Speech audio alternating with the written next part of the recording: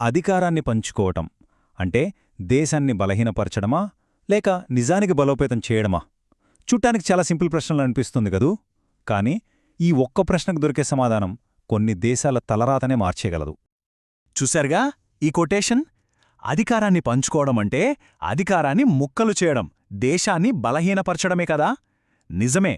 చాలామందికి power sharing అనే మాట వినగానే సరిగ్గా ఇలాగే అనిపిస్తుంది. పవర్ని పంచుకుంటే వీక్ అయిపోతాం. ఇది చాలా కామన్గా వినిపించే వాదన. అయితే ఇందులో నిజంగా ఎంత నిజముంది? సరే, ఈ ప్రశ్నకు సమాధానం కోసం మనం రెండు దేశాల కథలను చూడాలి. ఒకటి బెల్జియం, ఇంకొకటి శ్రీలంక. ఇక్కడ అసలు విచిత్రమేంటో తెలుసా? ఈ రెండు దేశాలు దాదాపు ఒకే రకమైన సవాల్ను ఫేస్ చేశాయి. ఆ సవాలే వైవిధ్యం. ఇక్కడ చూడండి, బెల్జియం, శ్రీలంక రెండు చాలా చిన్న దేశాలు. కానీ వాటి సైజ్ చూసి మోసపోవద్దు. లోపలికి వెళ్తే అక్కడ కదే వేరు. ఈ రెండు దేశాల్లోనూ జాతులు, భాషల పరంగా చాలా వైవిధ్యం ఉంది. ముందుగా బెల్జియం సంగతి చూద్దాం. ఇక్కడ పరిస్థితి కాస్త కాంప్లికేటెడ్.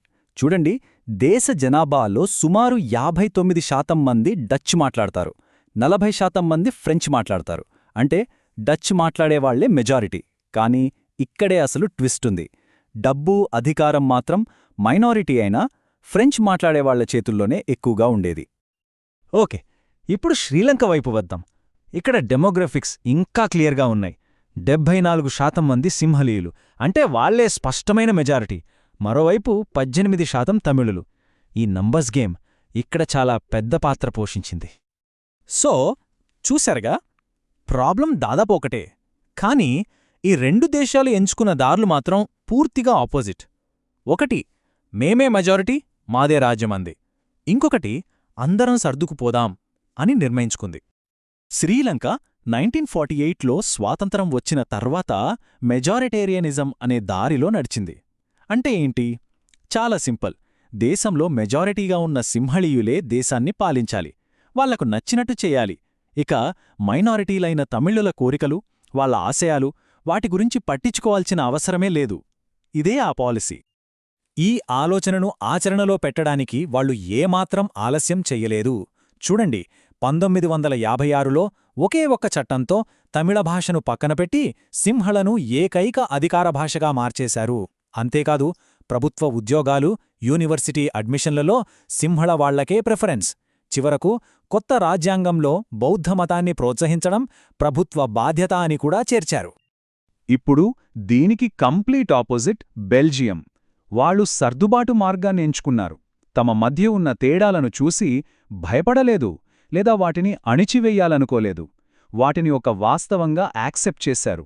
అందరూ కలిసి ప్రశాంతంగా బతకడమెలా అని ఆలోచించి ఒక స్పెషల్ సిస్టమ్ను తయారుచేసుకున్నారు. ఈ బెల్జియన్ మోడల్ నిజంగా చాలా ఇంట్రెస్టింగ్. ఈ సిస్టమ్ కోసం వాళ్ళు తమ రాజ్యాంగాన్ని 1 కాదు, 2 కాదు, ఏకంగా 4 సార్లు మార్చారు. కొన్ని కీలకమైన రూల్స్ పెట్టారు. సెంట్రల్ గవర్నమెంట్లో డచ్, ఫ్రెంచ్ మంత్రుల సంఖ్య ఈక్వల్గా ఉండాలి. స్టేట్ గవర్నమెంట్స్కి ఎక్కువ పవర్స్ ఇచ్చారు. రాజధాని బ్రసెల్స్ కోసం మళ్లీ సపరేట్ గవర్నమెంట్. అంతటితో ఆగకుండా కల్చర్, లాంగ్వేజ్ ఇష్యూస్ చూసుకోవడానికి కమ్యూనిటీ గవర్నమెంట్ అని 3 రకం ప్రభుత్వాన్ని కూడా సృష్టించారు. ఆలోచించండి, ఎంత కాంప్లెక్స్ సిస్టమో.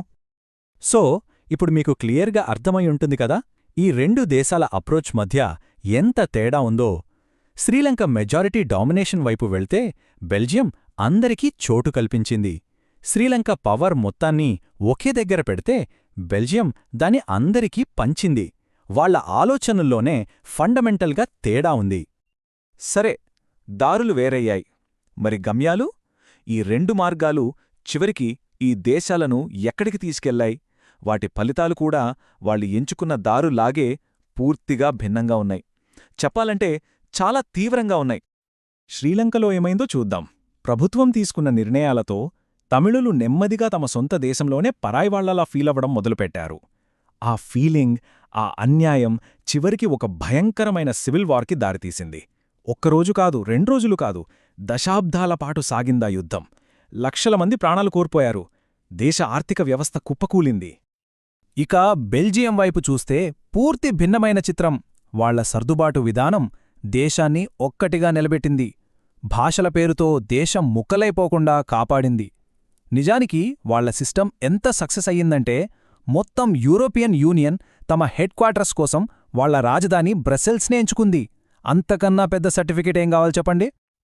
ఓకే, ఈ రెండు కథలు మనకు ఏం చెబుతున్నాయి? అసలు పవర్ షేరింగ్ అనేది ఒక డెమోక్రసీకి ఎందుకు అంత కీలకం? ఈ కథల నుంచి మనం నేర్చుకోవలసిన అసలు పాఠమేంటి? పవర్ షేరింగ్ ఎందుకు అవసరమో చెప్పడానికి రెండు ముఖ్యమైన కారణాలున్నాయి. మొదటిది చాలా ప్రాక్టికల్ రీజన్. దీన్ని ప్రుడెన్షియల్ రీజన్ అంటారు. లాజిక్ చాలా సింపుల్. సమాజంలో వేరువేరు గ్రూపుల మధ్య అధికారాన్ని పంచుకుంటే వాళ్ల మధ్య గొడవలు జరిగే అవకాశం చాలా వరకు తగ్గుతుంది. అంటే దేశంలో రాజకీయ స్థిరత్వం ఉంటుంది, కాన్ఫ్లిక్ట్ ఉండదు. ఇక రెండవది మారల్ రీజన్, అంటే నైతిక కారణం. ఇది ఇంకా లోతైనది. చెప్పాలంటే పవర్ షేరింగ్ అనేది ప్రజాస్వామ్యం యొక్క ఆత్మలాంటిది. ఎందుకంటే ప్రజలు ఈ ప్రభుత్వం మాది, ఇందులో మాకు కూడా వాటా ఉంది అని ఫీల్ అయినప్పుడే ఆ ప్రభుత్వానికి నిజమైన లెజిటిమసీ వస్తుంది. అదే అసలైన ప్రజాస్వామ్యం. అయితే పవర్ షేరింగ్ అంటే ఒకే ఒక పద్ధతి అనుకోవద్దు. మోడర్న్ డెమోక్రసీలలో ఇది చాలా రూపాల్లో ఉంటుంది. ఉదాహరణకి ప్రభుత్వంలో ఉండే లెజిస్లేచర్, ఎగ్జిక్యూటివ్, జ్యుడిషియరీ మధ్య పవర్ షేరింగ్, లేదా సెంట్రల్, స్టేట్, లోకల్ గవర్నమెంట్స్ మధ్య పవర్ షేరింగ్, ఇంకా వేరువేరు సోషల్ గ్రూప్స్ మధ్య, పొలిటికల్ పార్టీల మధ్య, ఇలా చాలా రకాలున్నాయి. సరే, ఇప్పటిదాకా చూస్తే బెల్జియం చేసింది కరెక్ట్, శ్రీలంక చేసింది తప్పు అని చాలా క్లియర్గా అనిపిస్తోంది కదా. కానీ నిజ జీవితం ఎప్పుడూ అంత సింపుల్గా బ్లాక్ అండ్ వైట్లో ఉండదు. కొన్నిసార్లు సరైన దారి ఏదో తేల్చుకోవడం చాలా కష్టంగా ఉంటుంది. అలాంటి ఒక సంక్లిష్టమైన కథే లెబనాన్ది. లెబనాన్లో ఖలీల్ అనే ఒక వ్యక్తున్నాడు. అతని తల్లి ఒక మతానికి, తండ్రి మరో మతానికి చెందినవారు. ఇప్పుడు అతని ప్రాబ్లం ఏంటంటే, లెబనాన్లో చాలా కాలం పాటు జరిగిన సివిల్ వార్ను ఆపడానికి ఒక పవర్ షేరింగ్ అగ్రిమెంట్ చేసుకున్నారు. దాని ప్రకారం దేశ ప్రెసిడెంట్ ఒక పర్టికులర్ క్రిస్టియన్ గ్రూప్ నుంచే ఉండాలి, ప్రైమ్ మినిస్టర్ ఒక పర్టికులర్ ముస్లిం గ్రూప్ నుంచే ఉండాలి. ఈ అగ్రిమెంట్ దేశంలో శాంతినైతే కాపాడుతోంది. కానీ ఖలీల్ లాంటి మిక్స్డ్ బ్యాక్గ్రౌండ్ ఉన్నవాళ్లకు దేశంలో అత్యున్నత పదవిని చేపట్టే ఛాన్స్ జీవితంలో రాదు. ఇది అన్యాయమే కదా. ఇక్కడే అసలు ప్రశ్న ఎదురవుతోంది. కొన్ని లోపాలున్నా, కొన్ని అన్యాయాలు జరుగుతున్నా దేశంలో శాంతిని కాపాడే సిస్టమ్ బెటరా, లేకపోతే అందరికీ సమాన అవకాశాలిచ్చే న్యాయమైన సిస్టమ్ కోసం దేశాన్ని మళ్లీ గొడవల్లోకి, యుద్ధంలోకి నెట్టే రిస్క్ తీసుకోవడం బెటరా? దీనికి అంత ఈజీగా సమాధానం చెప్పలేం. బహుశా విభిన్నమైన సమాజాలను పాలించడంలో ఉండే అసలైన సవాలు ఇదేనేమో. ఆలోచించండి.